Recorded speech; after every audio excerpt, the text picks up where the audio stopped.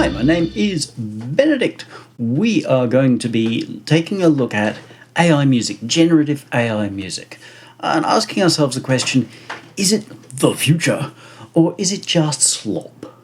For anyone who knows me knows that I am not particularly broad-minded about AI, and it's not because I'm not open-minded. I actually just spent about a week, not by choice actually, being forced to get engaged with Suno group in Facebook.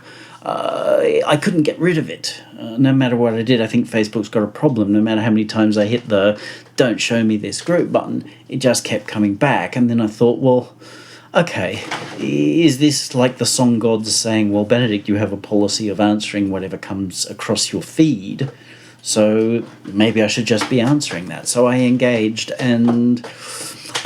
with an open mind. I deliberately said, okay, I don't like this kind of stuff as a personal choice, but what will I find? So a lot of this is discussion and the conclusions that I came to from that. But before we get started, let's make some AI music. What I have typed into the prompt here is, let's make space music that sounds like Benedict Roff-Marsh. What could be better than that? Hit create. I'm almost ready. Excitement. And, of course, I can't get anything unless I sign up, so, yeah. Well played, Suno. All right, the rise of AI is the first thing we've got to look at. To make sense of everything I'm going to discuss, I do need to get through explaining some things. First, we probably need to look at what AI is not. What I could see was that so many people assumed that AI could do, should do a whole lot of things which it cannot currently do.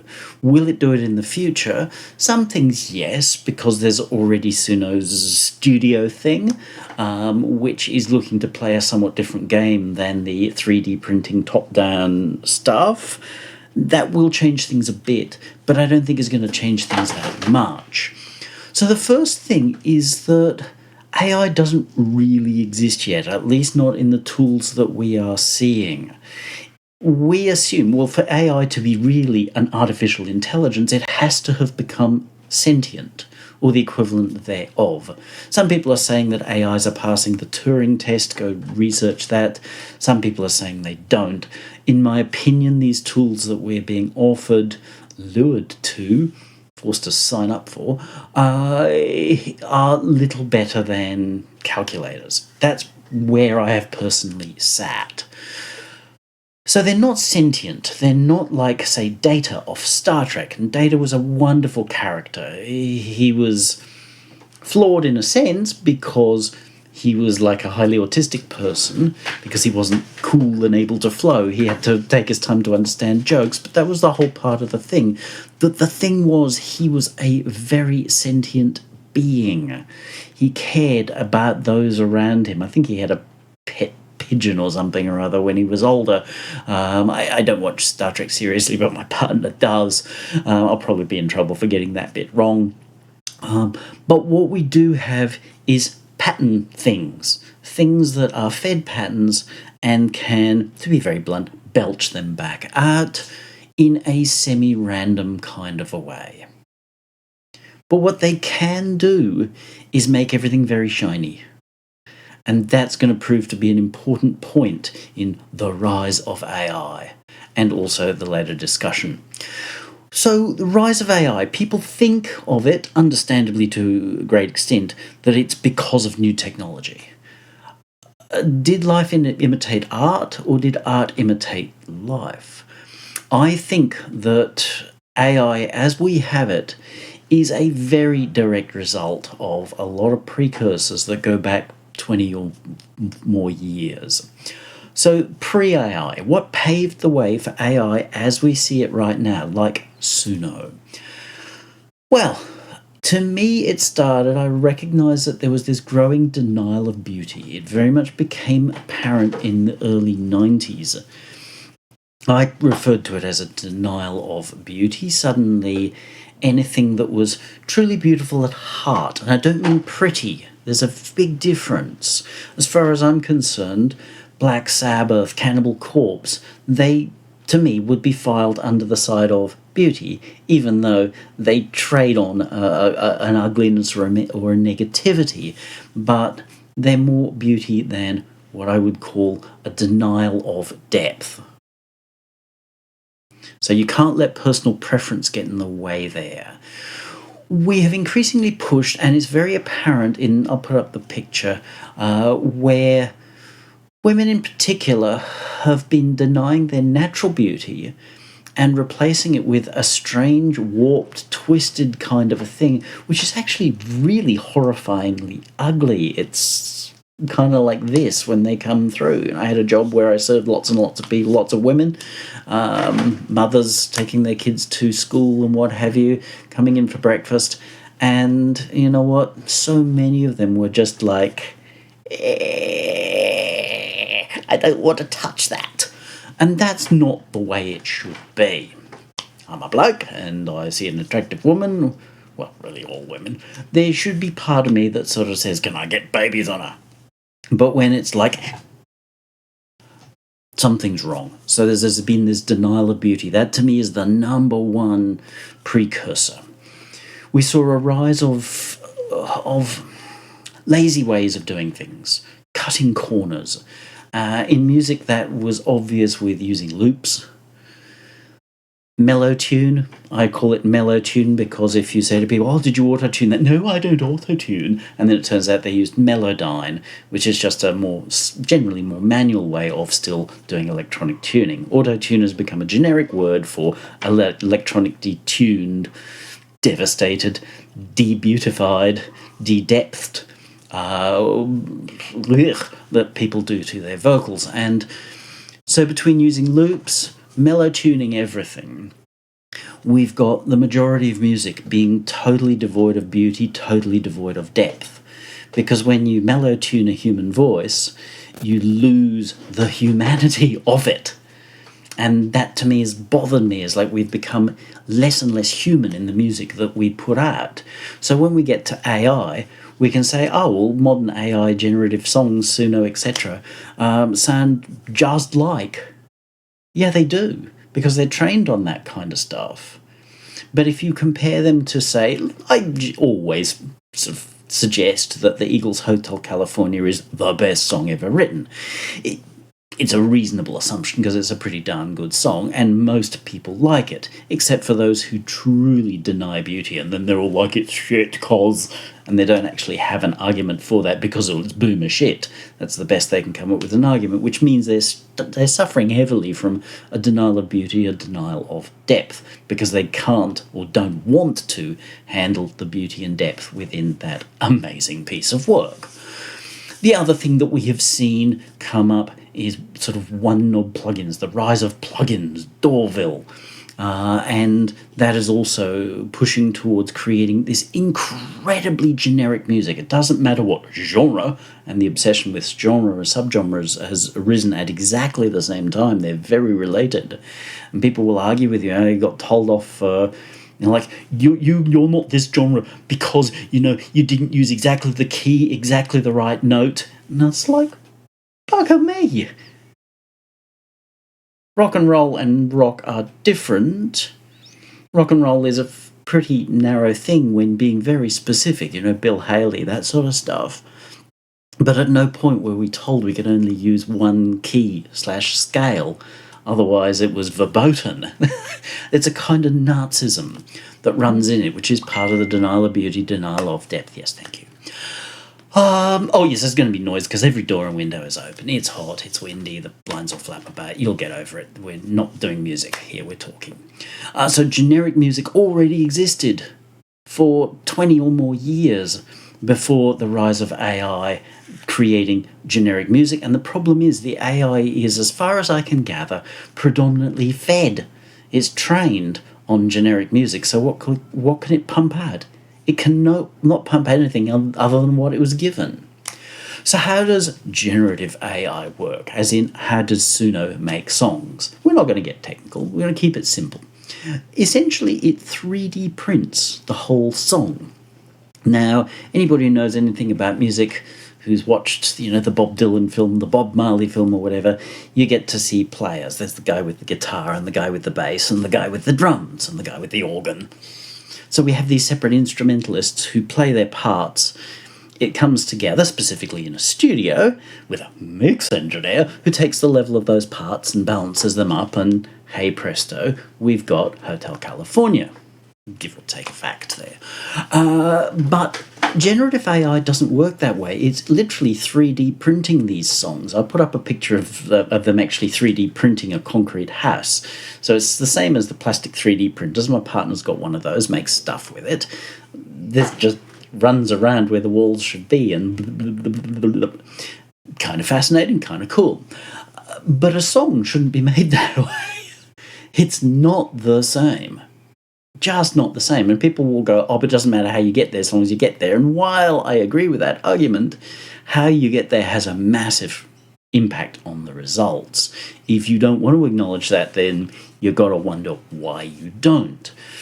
So Suno is fed an example set. We won't get into how they got that example set. There's a lot of debate and suggestion that but we won't get into that. We will assume, fair enough, they've put in training tools.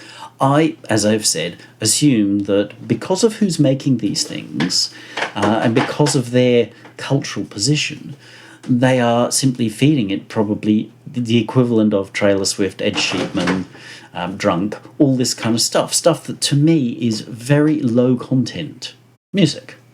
Personal preference aside, I think that it denies beauty and it denies depth. So it's low content music, it's very generic. That's what's going into here. I'm picking them just because they're well-known names. So why wouldn't you feed them into your machine if you want your machine to be able to turn out that kind of stuff? Makes sense. Then the system just sort of chops that up into ideas of what the patterns might be. It looks for what's common, what's different, and builds some patterns out of that. And then it prints them out, basically belches them out, because remember, a real song is played by separate instrumentalists creating parts intelligently, and this just 3D prints them out. And it's semi-random variation from its instruction set. And people will try and say, but that's what session musicians do. We'll discuss that later. But no, it's not. Absolutely not. If you can't tell the difference, something's a little odd in what you're thinking. Yes, the new version that has come out, but you have to log in, you have to pay a pile of money, which I am absolutely not going to do, of Suno, the Suno Studio, where it will create separate lines. But Logic, the DAW Logic for Apple has had its session player, plugin, add-on things for a while, and I was quite interested. I don't have Logic, I don't have a boat anchor. I was quite interested, so I watched quite a lot of videos where people were showing off these things, adding keyboard lines, adding drums, adding bass lines and what have you, and you know what? They were generic at best. They were soulless. We'll discuss soul a little bit later.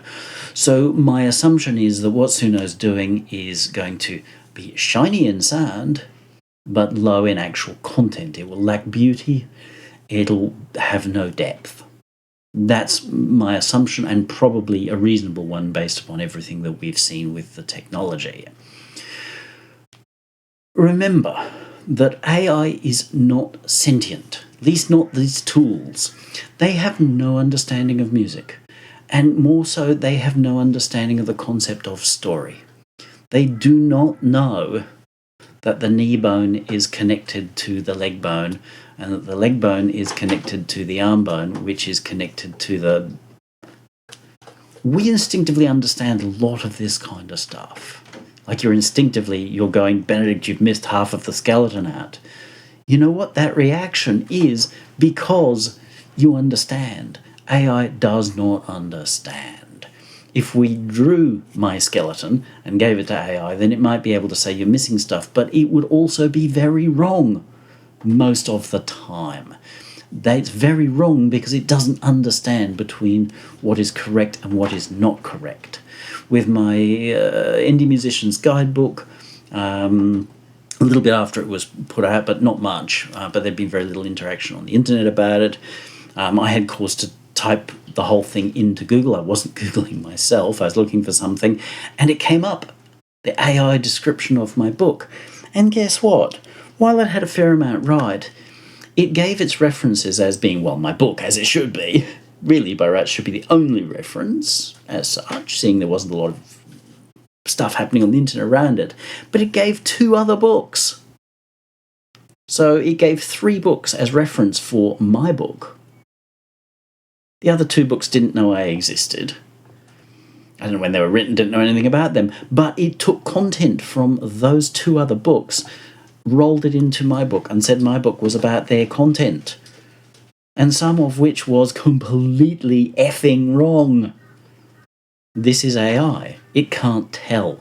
We need to be aware of this. So when it's generating stuff, it doesn't know what it's generating. It's got no context other than saying, I've got some patterns, I'll glue them together semi-randomly, making sure that they sound very generic, very safe.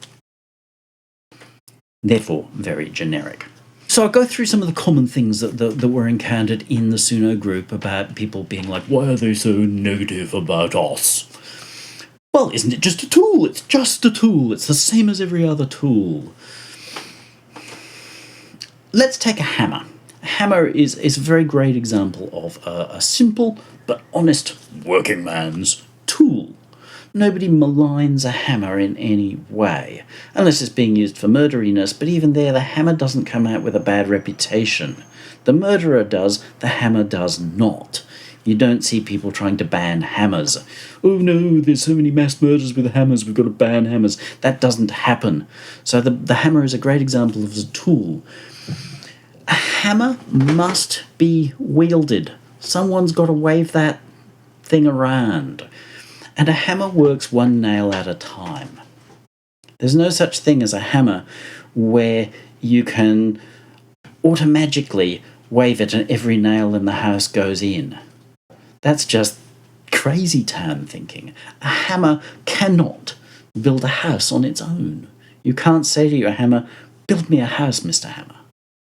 Because it's just going to lie there like a dead thing, like a, well, hammer. So this is a really important thing to understand. That is a tool.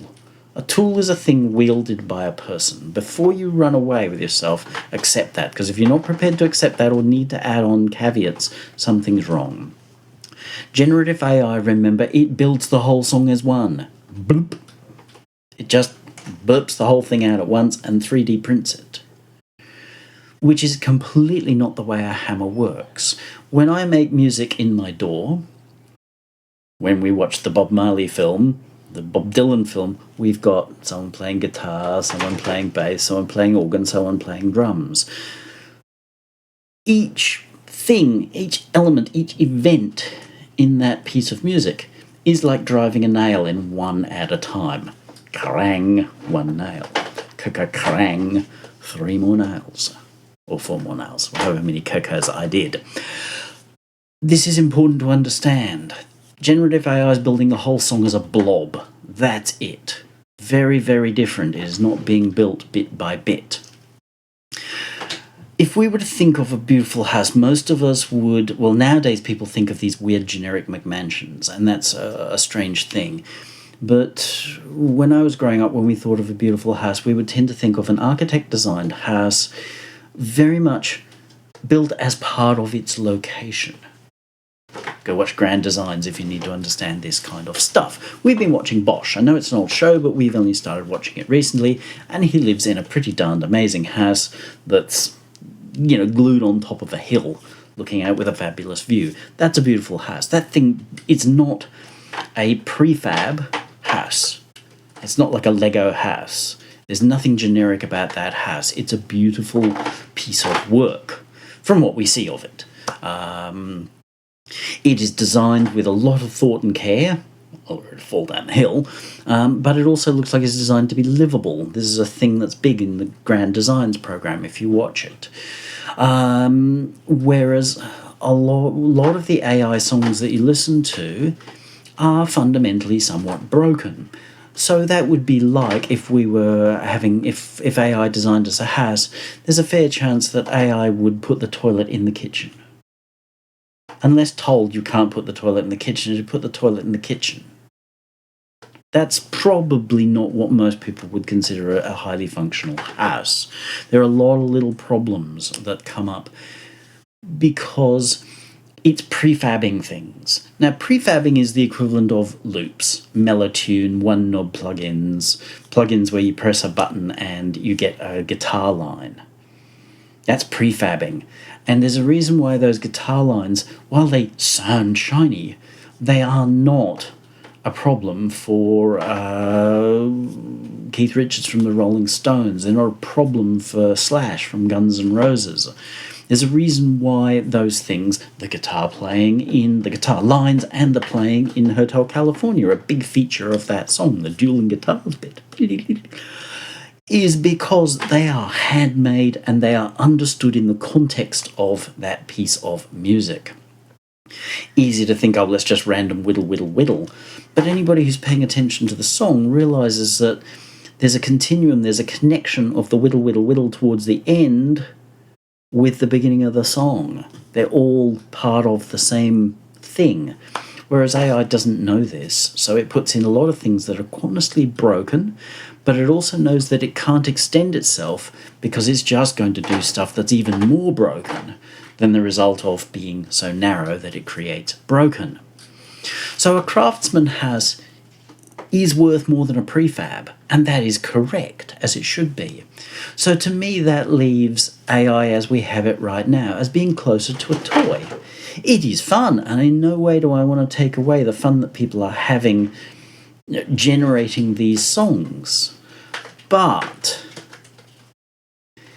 I'll put up a picture of like a kid's crocodile piano. If we went to watch a Chopin recital, a pianoist, and he comes out and he's got this plastic crocodile piano, we would have a laugh initially, and it would be funny if handled right. But if he then proceeded to very seriously play Chopin and force us to listen to this crocodile piano for however long the Chopin recital went for, he'd cop a bollocking, and rightly so, because it's a toy. It is not to be taken seriously. You cannot deliver Chopin through that plastic crocodile piano. AI is a toy compared to the real process required to make music. Anyone who says otherwise, they're entitled to their opinion, but facts don't change based upon opinions. The other one is people are going, oh, but it's the same as session players. You know, if I wrote some lyrics and gave them to session players, it's no different from Suno. And I'm going to say straight up, those session players would say to you, where are the chords? Where's your vocal melody? What's your arrangement look like? And when that person doesn't have any, they're going to scratch their heads. And I'm talking about real session players, not hacks on Fiverr or whatever who for some stupid low amount of money will spend what in theory should be probably 50 hours worth of time. Experienced time, not dribble idiot time, experienced time, like a surgeon. So highly paid time, spend about 50 hours if you're going to take in some words, create a song, mix it, prepare it, deliver back something that's, horrible term, but radio ready. They charge, I don't know, I saw somebody was doing it for $99 and it's probably more like $15 now. Logic alone says there's a lot of you've got to be kidding, mate, in the middle of that. So no, it's not the same as session players. If you go to session players, let's say the Wrecking Crew famous for being behind the Beach Boys and just basically everybody. The other one was the Muscle Shoals or the Swampers, sort of the same people. And you'd go to those kinds of people. I was going to say guys, but Carol Kay wasn't really a guy from the Wrecking Crew. You go to the Wrecking Crew and they're going to ask for the basics. If you don't have any basics, they're just going to kind of look at you and they're either going to go, well, back then they would have just been like, sorry, come back when you got a song, because there's no music. The idea that your session people should make the music from nowhere, absolutely nowhere, would have just been like, dude, you are clueless. Go away. Because whatever we do is going to be random, purple dishwasher monkey bullshit, and then you're going to come back and say, but I wanted something completely different. And just saying, oh, well, we want this to be death metal. Now, it's possible if they're paid enough, they might just go, okay, fair enough. But when you come back and say, no, I wanted it to be like Beyonce singing with Cannibal Corpse, death metal, not like Destroyer 666 or Venom, which is what you've done and it sucks, they would go, piss off. And rightly so, because they're professionals. So session people, firstly, they're sentient and they require a certain amount of input, which people are not giving. They're just relying on the system going and magicking stuff up, which is fine because it's a toy. It's designed to work like a toy. Session people are sentient. So you walk in there and you say, here are my chords. Here's my vocal melody. Here is me singing this. And I'm going to sit here and strum it out for you. It may not be the world's greatest performance, but you're going to feel the song, which is the important bit, and the AI people won't do that. I mean, increasingly they're doing some of that, but broadly speaking, the core of the generative people are not doing this. Then yes, the Wrecking Crew, the Swampers, can actually say, okay, but they're going to put lifetimes worth of deep understanding, sentience, and understanding of the story. They're going to go, this story seems to be about killing people, chopping them up and putting in your freezer. So let's make sure that it doesn't sound like Celine Dion. Because there are plenty of songs that I heard in the Suno thing where the person was going, oh, well, this is a spooky one. And just got like the word ghost in it. And yet it still sounded like watered down Beyonce. There was no ability to actually put two and two together to say that if we want people to feel unsettled about this chopping somebody up and putting them in their freezer, then we need to put ourselves in the right way to do that. Do we do that as a joke song? I eat cannibals. It's a real song. Or do we do it like really seriously, in which case it is Cannibal Corpse? Because they literally wrote, I don't know, hundreds of songs about doing that very thing. They were good at it. AI cannot understand your project. It does not know why you want to hold someone's hand. It has no idea about rock and rolling all night and partying every day. It doesn't know what the Casbah is, let alone why anyone might want to rock it. Miss USA. You have to know your music to get that. So we're using the wrong tool for the job entirely. So Session Player and Suno are not the same thing in any way, shape or form. Suno is created to give the false impression that they're the same, but only so much as a dinosaur is the same as an earthworm. Anyone sane would say, okay, they're living beings, but past that... And even there, I don't think it's a very good comparison because I don't think that AI, Suno, and the Wrecking Crew are remotely the same in any way at all. So what you get out of Suno is lots of musical errors, lots of contextual errors. I've said they come from the fact that Suno has no idea. It doesn't understand how music is, like great music is actually made. I listened to a country song which was quite good, it really was. It was worth saving. And it had a fiddle line, and the fiddle line was kind of quite good, bearing in mind I'm not a fiddle player, so I can't say was that great fiddling or not, but it seemed fine. I was happy with it, except that at the end of every fiddle part, at the end of the lines, it just either stopped or played a really uncomfortable note. It might be perfectly in tune, according to some thoughtless thought, but the problem was it didn't flow. This violin, the fiddle line appeared and then just stopped uncomfortably, which no musician worth anything would actually seek to do. So seeing we're saying that Suno songs are good enough to go on the radio, you put that on country radio and every cowboy is just going to laugh and go, your fiddle player sucks. Your fiddle player has no idea what a fiddle is, let alone how to play one. Should be booed off the stage. And similarly, lots of context errors, particularly where people were using ChatGPU to write or assist in the writing of their lyrics. There were lots of things that just were broken. They didn't make sense. So the most of the verse is about A, and then suddenly the last line is about Q. And you're like, WTF, what's that got to do with it? Didn't you read that to stop and think this is not related to that? So you broke the thing that you were telling. The cat sat on the mat, and then the laundry was done. That's the kind of gibberish that it spits out. And I know that lots of modern songs are all based around gibberish, but great songs have always been based on cliches. But it's how they're put together and how they tell a wider story. AI can't do that, it just makes errors. The other common one, which I see more and more of towards the end, was, oh, you old hacks, you just fear AI. I don't fear AI. AI can't wipe its own nose, let alone go Skynet on us, so I'm not afraid of AI. What I'm afraid of is the mindset, which is why I raised that at the beginning. Denial of beauty, denial of depth, cutting corners, inability to comprehend the task at hand, therefore randomly sticking nails in pieces of wood and concrete and saying it's a house. It's not a house, it's a mess.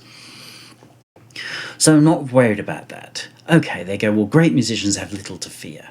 Well, yeah, no, fair enough. Michael Jackson wouldn't have a lot to fear from AI. A, he's dead, and B, he's Michael fucking Jackson, isn't he? So he doesn't need to worry about it, because anybody who's a Michael Jackson fan isn't really interested in AI at all. It's irrelevant. So if you're established enough, yeah, you don't need to worry about it. If you are unestablished, yeah, you're probably already buggered by it. You're buggered before AI hit its current straps, because this whole rise of denial of beauty, denial of depth, as in you don't want to take the time to make your song, you couldn't be bothered. And this was a big thing in songwriter groups before the AI thing came up, really, and became the stuff that everybody does. People would be saying, oh, well, I write so many songs. And people would say, well, can we hear them? Oh, no, because I can't sing and I can't play piano or guitar, or, well, have you mastered into a DAW? Oh, no. It's like, well, without music, it's not a song. And some of those groups even made it a rule that you can't actually tell people the facts. Without music, it's not a song. It's just, it's a poem at best, and probably a bad one. Because if you can't sing your song, you don't know how broken it is. So the thing is, there's a lot to fear, but the damage was already done.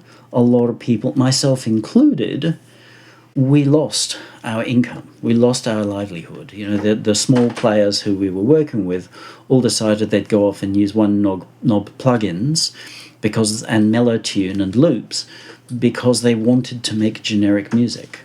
I don't want to make generic music. I can't actually make generic music. It's against my soul's rules, if nothing else, so I can't do it. I don't want to do it as well.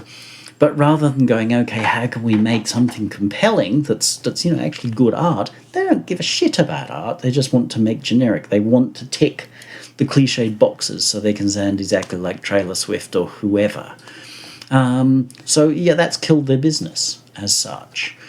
So, yeah, of course there's a lot of negativity from people like that, because we got up the arse by your mindset, the mindset of those people. And obviously just blaming AI is an easy way, because they understand what AI is. They don't understand what mindsets are, because they're la la la la la la la la la coming up with straw man arguments. The other one that I saw, this is the one that I really saw start to appear, was like, so why are they so negative about AI when samples and loops and auto-tune, etc. are okay with them? Well, that's just completely broken, because I bet if we were to sit down Mr. Don Henley of the Eagles and I'm basing this on his opinions, quite forthrightly put out about American Idol type shows, is that he probably thinks that using samples to build a song is bullshit. To use loops to build a song is bullshit. Using mellow tune is bullshit. So using AI is the same kind of bullshit. That is probably what I expect that Mr. Don Henley would say. He wrote Hotel California, along with 14 other people, but there's your credibility in that argument. So saying that I accept samples and loops and auto-tune, so why don't I accept AI? I think they're all equally kind of bullshit. Now, before you go, but you're old enough, boomer, and shattered clouds, it's like, well, firstly, fuck you. How dare you? You just put words in my mouth on one thing. I'm not a boomer. I'm too young to be a baby boomer, and boomer is an insult. So you can't start a conversation with an insult and expect to get anything other than, fuck you. You're a fool. So this is what we have to fire back on that. Is that, yes, there have been some very cool songs made with samples. Even Vanilla Ice's Ice Ice Baby, which stole slabs of a Queen song, Ice Ice Baby. Check out the Hook Club, DJ Rose. It's actually a cool song. There's some very compelling things about Ice Ice Baby. I'm glad that they settled out of court or whatever, but it was made on a hack. But it was cool, it was well done.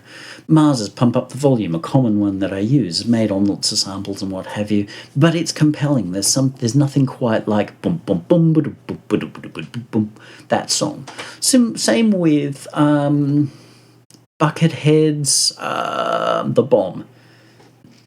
Street sound swirl into my mind. That whole song is largely made from Chicago songs. It's chopped with bits and pieces of Chicago songs, probably other things. It's all samples. But they built something compelling and very cool out of it. So no, I'm not anti-samples. I'm just anti-laziness and stupidity. And yes, the people who are anti-AI are anti-laziness, anti-stupidity, therefore thoughtlessly using samples, thoughtlessly using loops, thoughtlessly using auto-tune. I believe in Life After Love is super use of auto-tune. It was a misuse of it, but it was super. We're all opposed, pretty equally, to slop work. Not trying to make great work and failing along the way, but just creating generic slop. That's an insult to everything. I think it's an insult to life itself, an insult to God, if you will. And then the other one was some people were saying, but soul is in music. In my ideas, I add the soul. The soul is embedded in the idea. And Suno goes and makes my idea into something amazing for me. Well, it makes it into something shiny, I'll give you that. I listened to one of those people's work in particular, and it couldn't be any more generic if it tried. The words were not soulful. They simply recited some cliches about avocado spirituality, things that you might find on fridge magnets, and probably even worse written than that. That's not soulful. It's just wishful thinking at best. So I compared that to a patent application. We come up with an invention, we might want to put a patent on that so that we get to own the rights to build that thing without somebody in China just gazumping us 2 minutes later. Oh, that's going to happen anyway. So when we apply for a patent, we cannot just write a phone with a computer screen that fits in your pocket. There we go, I invented the iPhone. And sue Apple and take all their money off them. That doesn't fly. You actually have to create at least a serious design that proves your idea works and how your idea works, as opposed to other people. Seeing most inventions are just a different, better kind of mousetrap, then we can't claim all mousetraps, but we can claim the way in which we capture the mouse over Mr. Mousetrap, who invented the in the first place. That was probably a caveman. Because it's basically the same way you capture other critters, wabbits and what have you. So the patent is for the application of the idea, not the idea.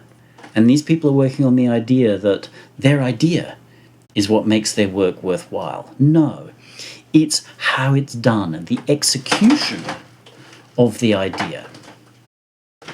So the Beach Boys went into the studio with an idea, and obviously they had some basics. They had a chord progression and a vocal melody and what have you. Now, it's entirely possible that more than once the Wrecking Crew sort of said, yeah, let's redo this, because we can make it better. But what we get when we put on a Beach Boys record is tremendous execution. We feel the soul of those songs, those classic songs, and some of them are really weird. You know, the one with the theremin, it's Good Vibrations. It's actually really weird. If you stop and just listen to it logically, it's like, God, that thing's weird. But there's so much soul, and that's because of the execution, how they did it, how they hammered their nails in, how they waved their hammers, where they put their nails, how they hammered them in, not just bending them over halfway like a lazy asshole, because that leads to a poorly built house, which is the problem with AI and why it's referred to so often as slop, because it is poorly done. There is little to no execution whatsoever. And saying, oh, but I wrote the lyrics myself, doesn't suddenly make it. Yes, the lyrics could actually be really good, and I encountered a few where there was pretty good potential in the lyrics. But the rest of the execution was so generic that it was, would I buy that record and listen to it? I probably wouldn't even make it through the first song, let alone put the record on again. Therefore, broken, not valuable. And valuable. The thing is, what I'm going to refer to as the plastic diamond fallacy. Because they can call it a diamond, they're saying it's as valuable, whether it's made of plastic or made of, diamond. There's a reason why industrial diamonds are generally cheaper than real diamonds, assuming similar quality, and that a diamond made from plastic is worth a few cents, unless it's huge, in which case it's a few dollars. Plastic diamonds are worth nothing because they have no inherent value. It doesn't matter whether you like diamonds or not. I'm pretty bloody ambivalent about diamonds. But I know that diamonds, while not really that rare, if you want one that's really a good one, got very few flaws, very little colour and this, that and the other, and you can cut it and facet it and make it beautiful, it has a tremendous depth to it. It has genuine beauty, it has depth. Whereas if you want to insist that a plastic diamond is as valuable, then you're denying the depth of a real diamond. And this is the problem. We've got a culture where we're saying everything is equal.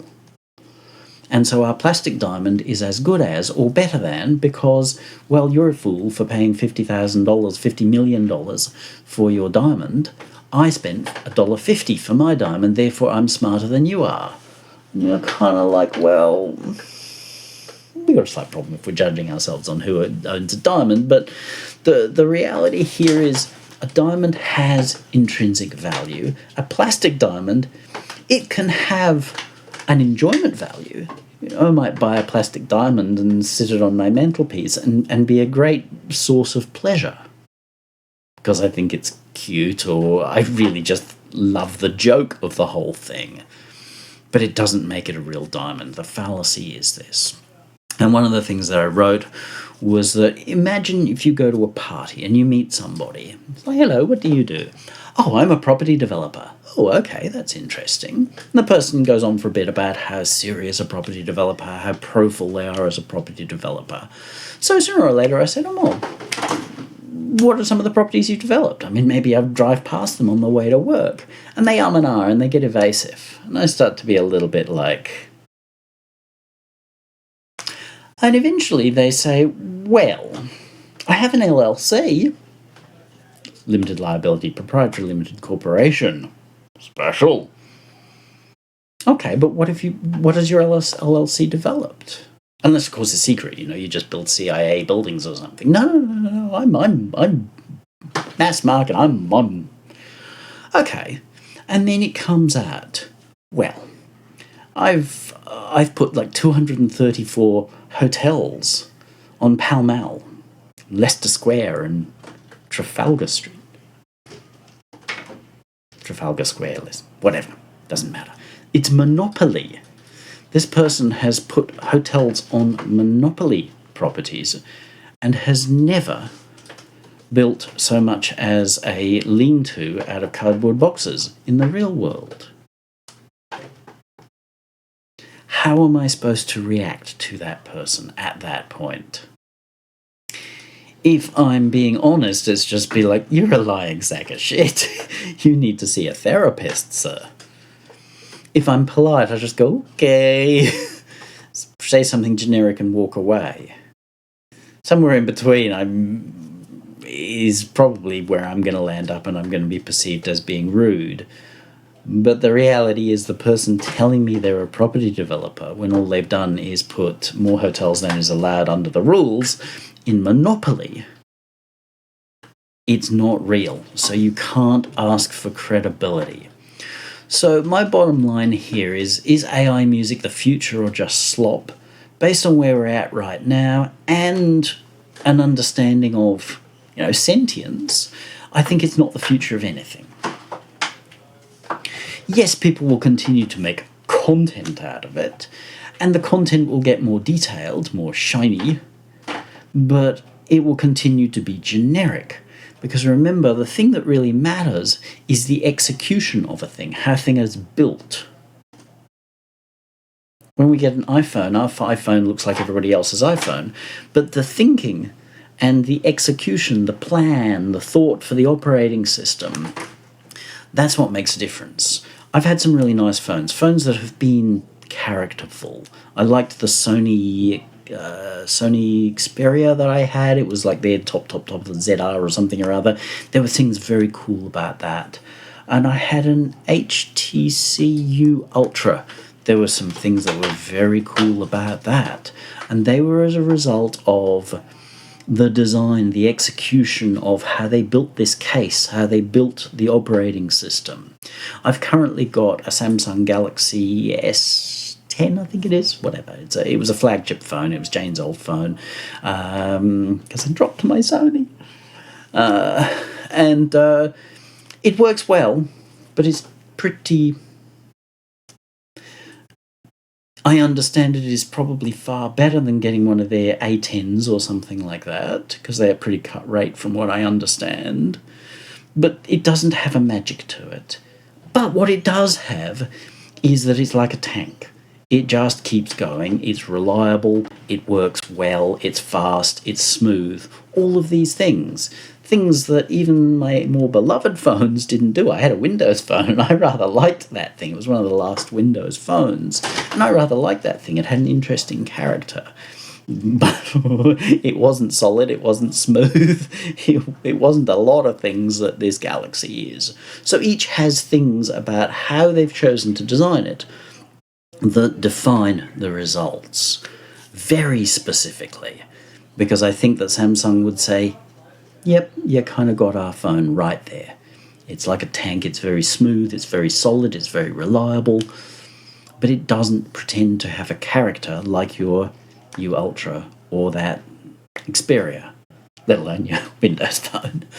So the thing is, I don't think AI is the future of anything other than being a fancy calculator, collating data, adding 2 and 2. That's going to be great at. Fanboys will insist it is, and anyone who doesn't agree is again with the boomer epithets, and that they're so fool and that they're missing out. But if you ask them what they're missing out on, they'll come up with something really generic and really vague, as in they won't have a logical argument. All the way through here, I hope you see that I have built logical arguments.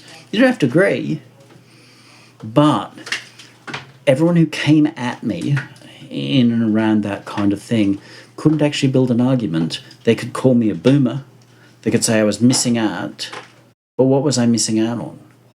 Where I did get into some people, I actually went and researched them and listened to their music, assuming they'd posted any of it. So many of them posted no music at all. Okay, fair enough, it wasn't a group. Actually, yeah, it was a group for posting music. There was music all over it. But some people show new music whatsoever. So I'd have to assume for all their high and mighty, they did not do music. They didn't value what they did enough to put it on their Facebook. I know some professional musicians on Facebook, and while they don't post everything, I doubt that Elton John would be posting all his songs on his Facebook. It's pretty darn apparent that they are professional musicians. You can see their music, even if only from the link to their professional website. These people had none and no arguments. So I will discount their fanboy arguments that anyone who doesn't agree is a boomer fool, because obviously they're saying I don't have an argument, and missing out is like, well, what am I missing out on? Something that can make music worse than me?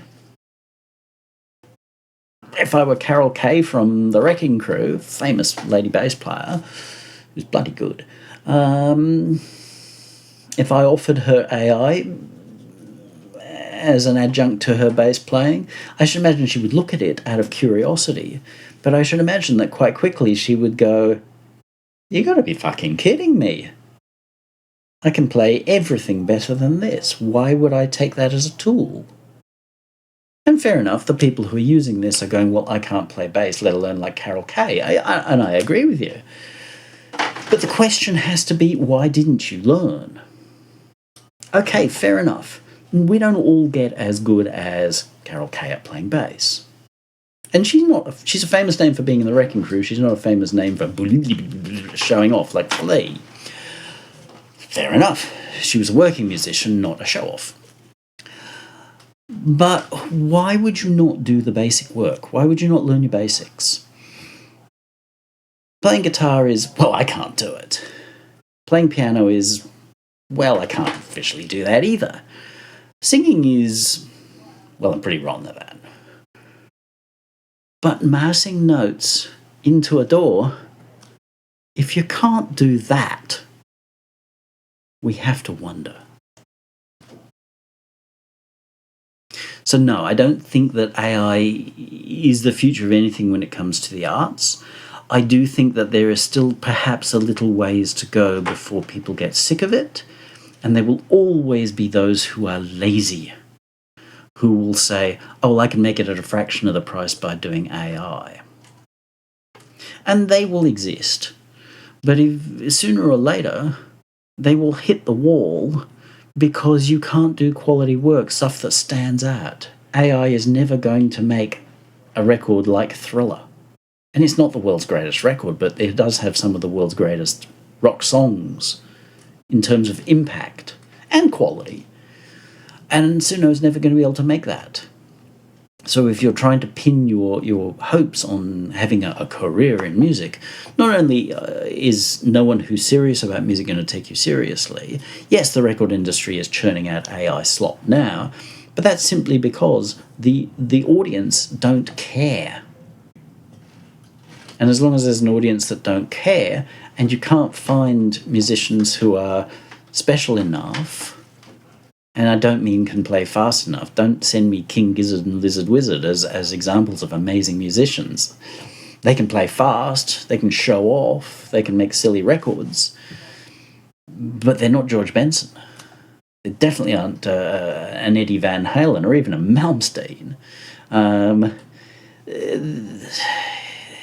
There isn't that.